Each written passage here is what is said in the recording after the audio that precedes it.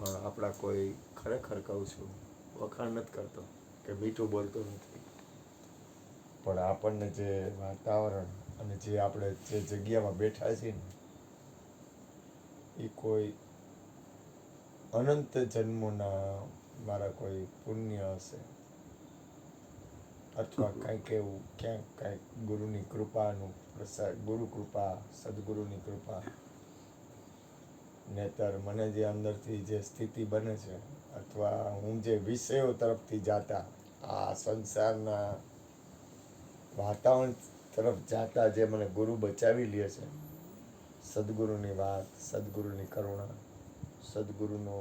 ઠપકો, જે કાંઈ હોય પ્રેમ,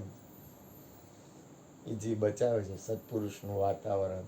આપણે ખૂબ ખૂબ કૃપા, ખૂબ કૃપા, અતિ અતિ હરિ કૃપા, જાય પર હોય પાવ દેહી માર્ગ સોઈ. અતિ નહીં, અતિ હરિ કૃપા, એમ અતિ નહીં, અતિ હરિ કૃપા, અતિ નહીં, અતિ હરિ કૃપા, એમ તો પાવ દેહી માર્ગ સોઈ. તો એ આ બાજુ ડગલા માંડી જાય, બાકી આ બાજુ ડગલા માંડવા ને,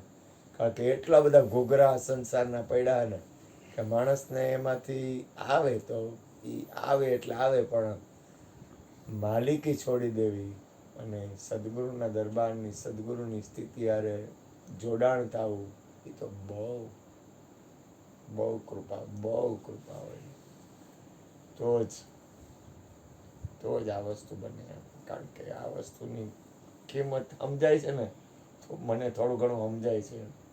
કારણ કે મારી અંદરની જે સ્થિતિ બનતી હોય વિષયોની અથવા વાસનાની અથવા કોઈ પણ વાતાવરણ મારી અંદર બનતું હોય, એમાંથી સદગુરુ આપણને મૂળ સ્થિતિમાં લઈ જાય છે, આપણને મુક્ત દશા તરફ. મુક્ત દશા મેળવવી, મુક્ત દશામાં જવું એ કોઈ સામાન્ય વસ્તુ નથી એમ. ઠીક છે, આપણે કોઈનો સંગ કરીએ એટલી વાર રહી એમ નહીં, આ તો આપણને નિરંતર એક સ્થિતિમાં રાખે છે, અખંડ સ્થિતિમાં આપે છે, અખંડ સ્થિતિ આપે. એટલે સદગુરુ તો કાંઈ ઘટે નહીં ભાઈ, બહુ કૃપા. બોલો સદગુરુ મહારાજ જય. 12